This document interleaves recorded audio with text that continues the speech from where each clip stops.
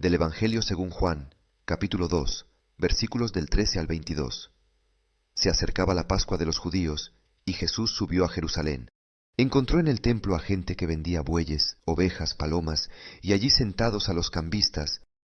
Entonces hizo un azote de cuerdas y echó a todos fuera del templo con las ovejas y los bueyes. Arrojó al suelo el dinero de los cambistas y volcó las mesas. A los vendedores de palomas les dijo: «Lleven de aquí estas cosas y no hagan de la casa de mi Padre un mercado». Sus discípulos recordaron que está escrito: «El celo por tu casa me consumirá». Entonces los judíos tomaron la palabra y le dijeron: «¿Qué señal nos muestras para hacer estas cosas?».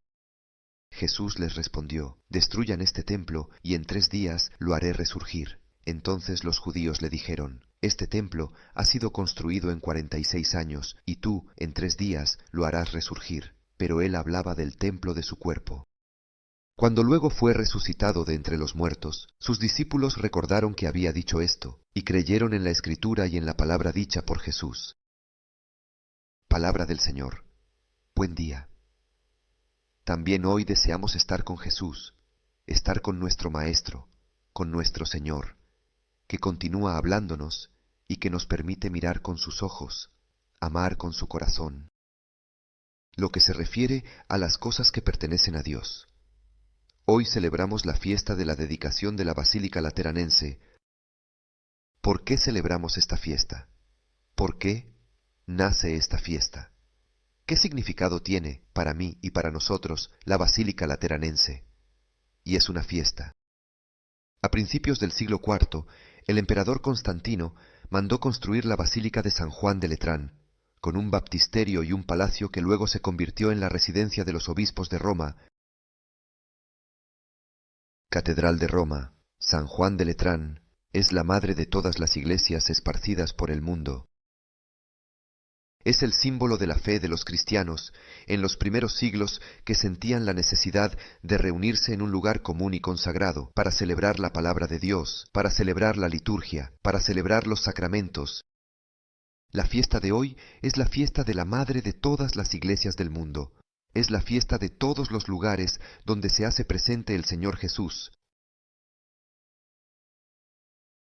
La iglesia en sí es un templo. Es el lugar donde Dios quiere estar, donde Dios quiere habitar. El templo es sagrado. ¿Y por qué es sagrado? Es sagrado debido a la gran presencia de Dios. Y Jesús, como hemos escuchado en el Evangelio, quiso purificar este templo, quiso purificar la iglesia, el templo, que es la casa de Dios, es el lugar del que brota la vida para todos. Es como la fuente de agua que luego parte y llega a todo el mundo, a todos los corazones. Y cuán importante es que la fuente sea pura. Para poder dar agua pura, podemos pensar en un río que puede ser contaminado río abajo o puede ser contaminado río arriba. Por eso, ¿qué hace Jesús? ¿A dónde va? Va al corazón del templo. Entra en el templo, entra en el lugar santo de Dios, el lugar donde Dios habla al hombre y donde el hombre habla con Dios. El templo en sí es el lugar donde el cielo y la tierra se tocan, es el lugar donde se reza, es el lugar donde el pueblo reconoce su propia identidad en Dios, porque todos nosotros estamos hechos a imagen de Dios. Aquí, justo allí, Jesús entra en el templo construido con ladrillos, pero Jesús quiere entrar en el templo que cada uno de nosotros es, como dice San Cesario de Arles, pero el templo vivo y verdadero de Dios debemos serlo nosotros. ¿Y qué ve Jesús al entrar en el templo? ¿Qué encuentra?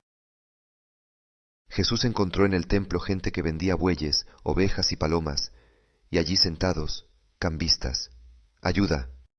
Jesús va al templo de Jerusalén para orar, va para encontrarse con el Padre. ¿Qué encuentra? Encuentra comercio, encuentra un abuso de las cosas espirituales y materiales.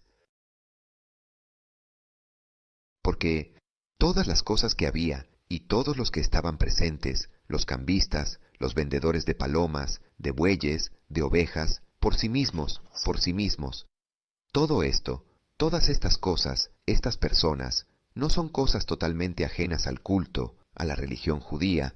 Estas cosas eran necesarias, pero el lugar en el que habían sido puestas era incorrecto. Todo esto servía para ofrecer sacrificios a Dios y para ofrecer dinero para el templo. Todo esto era algo bueno. Los cambistas eran importantes. De hecho, para comprar las palomas y para ofrecer ayuda al templo se necesitaba una moneda muy específica. Por eso era necesario cambiar las monedas. ¿Por qué? Por sí mismo, los peregrinos acudían de todas partes, incluso de la diáspora, y traían monedas impuras, entre comillas, con imágenes de deidades extranjeras, pero también aquellos que vivían allí, en Jerusalén, para poder comer, para poder vestirse, debían usar las monedas en las que estaba la inscripción de César, pero para poder hacer sacrificios, para poder hacer la ofrenda al templo, debían cambiar estas monedas, porque no podían usar monedas con la inscripción de deidades extranjeras para ofrecerlo todo a Dios. Las monedas que tenían debían ser cambiadas por moneda, pura, entre comillas, moneda que hacía el templo mismo. Es interesante porque el cambio de monedas siempre ha sido fuente de beneficio y continúa siéndolo. Sí, entonces el templo de Jerusalén era también el Banco Central de Palestina. La cosa es muy interesante. Si lo pensamos bien, ahora los bancos son, entre comillas, el templo al que se sacrifica el mundo entero, es decir, la economía. Va todo mal, el mundo va mal. Si la economía va bien, el mundo va bien. Pero si una vez el templo se había convertido en el mercado, hoy, sin ninguna máscara, el mercado se ha convertido en el templo. El mercado se ha convertido en algo central. Ciertamente, los cambistas son necesarios, pero si están colocados justo en el centro del templo, esta función colateral se vuelve central. Y esta es una forma típica de avanzar en la tentación. El maligno, el diablo, de hecho, ¿qué hace? Muy a menudo trabaja así, toma las cosas secundarias y las convierte en centrales. Y así se ensucia todo. Pero sí, está la cosa fundamental e importante. Pero la cosa secundaria la pongo yo en el centro, dice el diablo, y por lo tanto, la cosa que debería ser esencial, la cosa que es principal, se vuelve secundaria. Hay todo y sirve todo, pero son impuestos erróneos, y así ya no se entiende nada. Así es como corremos el riesgo de poner en el centro de nuestra atención, de nuestra vida, las cosas secundarias, y lo que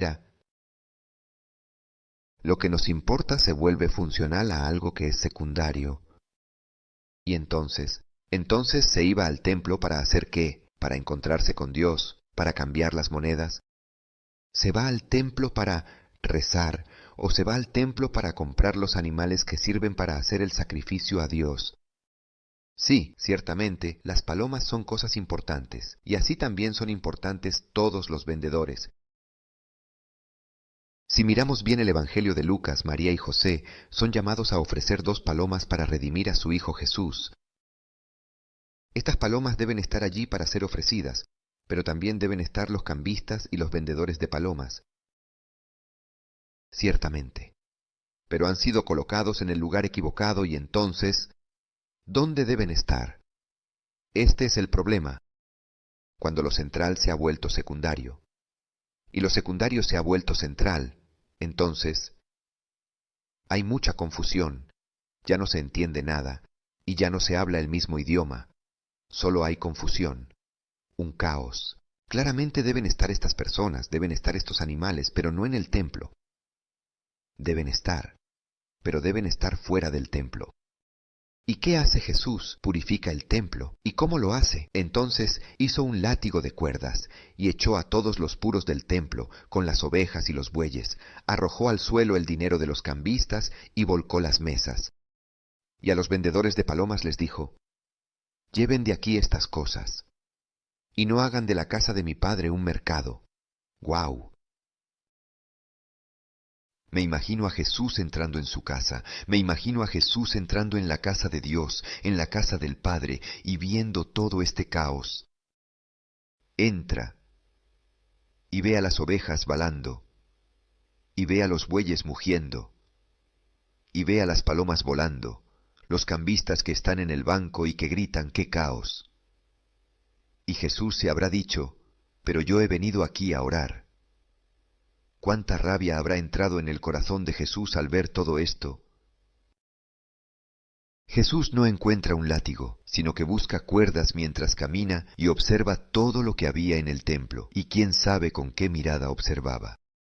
Mira todas estas cosas, mira a todas estas personas, ¿y qué hace? Con las cuerdas prepara un látigo. Es decir, une las cuerdas entre sí, las anuda, y luego, ¿qué empieza a hacer? ¡Guau! Expulsa a todas las personas, las ovejas, los bueyes, tira al suelo el dinero de los cambistas, derriba los bancos. Ayuda, qué caos. Y quién sabe qué rabia tenía en el cuerpo. Tenía una fuerza tal que nadie intentaba oponerse. ¡Ay de quien intente oponerse a mí en este momento!, parecía decir Jesús en ese momento. Y luego dijo a los vendedores de palomas, «Quiten de aquí estas cosas y no hagan de la casa de mi padre un mercado». ¡Ayuda! No me habría gustado estar allí en medio y ser mirado por Jesús de esa manera y reprendido de esa manera. Jesús tiene un gran celo por la casa de Dios, el templo de Dios que es la construcción hecha de ladrillos, pero cada uno de nosotros, que con el bautismo hemos llegado a ser templo del Espíritu Santo, cada uno de nosotros es el templo de Dios. Y en este templo de Dios hay necesidad de orden, necesitamos ser purificados. Porque si Dios no está presente, ¿de quién es ocupado su lugar? Es ocupado por los animales, es ocupado por el dinero, y corremos el riesgo de hacer de nuestra vida, corremos el riesgo de hacer de nuestra persona, o incluso corremos el riesgo de hacer de nuestra religión un mercado, donde la ley no es la del don, donde la ley no es la del don de nosotros mismos, de lo que tenemos. No, no, no, no, no, sino que la ley es la del do ut des. Es la ley del mercado, en la que yo te doy porque tú me das, no hay nada gratuito. Hago algo por ti si tú haces algo por mí. Hago un sacrificio por ti, pero lo hago si tú de alguna manera me lo compensas. Si no, aquí está lo mío, pierdo. Pero esto se llama mercado. Es por eso que Jesús nos dice, ama a Dios con todo tu corazón, con todas tus fuerzas, con toda tu mente, con toda tu alma. Ámalo con todo tu ser. Porque si Dios no está presente de esta manera, y si no está totalmente presente en ti, sabes de quién es ocupado su lugar. Es ocupado por el dinero, es ocupado por el trabajo, es ocupado por los animales. Pero entonces, ¿quién eres tú? ¿Eres el templo de Dios o eres un mercado en el templo de Dios? Jesús entra en el templo de Jerusalén y ve lo que la gente ha hecho de la casa de su Padre. Y entonces, con todas sus fuerzas, comienza a hacer limpieza, comienza a purificar entre las miradas asombradas de las personas, aquellas personas que iban al templo y para las cuales todo lo que había se había vuelto normal, se había convertido en un hábito, un santo hábito. Pero, ¿cuán importante es mirar las cosas con la mirada de Dios? ¿Cuán importante es entrar en el templo de Dios con la presencia de Jesús? Y cuando Jesús entra en su propia casa, no pide permiso a nadie, sino que pone orden. Él es el Señor, Él es el dueño de casa, y pone orden con fuerza, y hace limpieza.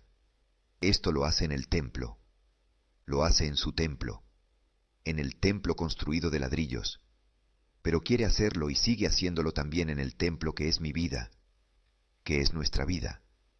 Hace limpieza, y no es que uno se purifique, solo una vez. Vivimos en un estado de purificación continua, porque si no me purifico, si no me lavo cada día, apesto. Estoy en desorden, no puedo acercarme a las personas, porque las personas se alejarían de mí. Y es como si una casa se limpiara solo una vez al año, pero hemos enloquecido. La casa necesita ser limpiada, siempre. No puedo pensar en limpiar la casa una vez al mes o una vez al año si no se convierte en un establo. Es como si laváramos nuestro cuerpo solo ocasionalmente, una vez al año. No, no, no, no ayuda. Sería un gran problema. Debemos lavarnos constantemente. Debemos cuidar de nuestro cuerpo. Desafortunadamente. Lo hacemos con nuestro cuerpo físico, pero estamos llamados a cuidar también de nuestra alma cada día. Me pregunto, ¿pero lo estamos haciendo? ¿Y cuántos cristianos lo hacen? ¿O cuántos cristianos no lo hacen? Quizás hay algún cristiano que cuida de su alma, media horita el domingo, y si dura un poco más comienza a resoplar. Nosotros. Desafortunadamente, con mucho esfuerzo cuidamos de nuestro corazón, de nuestra alma, y para cuidar de lo nuestro, del propio corazón, del propia alma, hay que sacar algo. Para hacer esto, hay que poner todo en orden, hay que poner todas las cosas en su lugar, porque si no, las cosas, animales y muchas otras cosas, ocupan los lugares equivocados, en el templo de Dios que somos nosotros. Y si no estamos atentos, hacemos de nuestro corazón, de nuestra vida, un lugar de mercado, y en cambio no, nuestra vida no es un mercado. Estamos constantemente llamados a hacer de nuestro corazón, a hacer de nuestra vida la casa del Padre, el lugar donde cualquiera pueda entrar, pueda encontrarse con el amor del Padre, que habita en nosotros y que da consuelo gratuito a las personas que se encuentran con Él. El Padre que nos hace descansar y que nos hace encontrarnos con todos sus hijos, nuestra casa, nuestro templo. Porque desde que somos bautizados, hemos llegado a ser templo del Espíritu Santo y el lugar donde constantemente estamos llamados a estar en relación con el Padre, en relación con Jesús, con el Hijo, en relación con los hermanos, y entonces tenemos una fuente pura, interior, en nuestra vida, de la cual brota agua pura para todos, siempre, gratuitamente,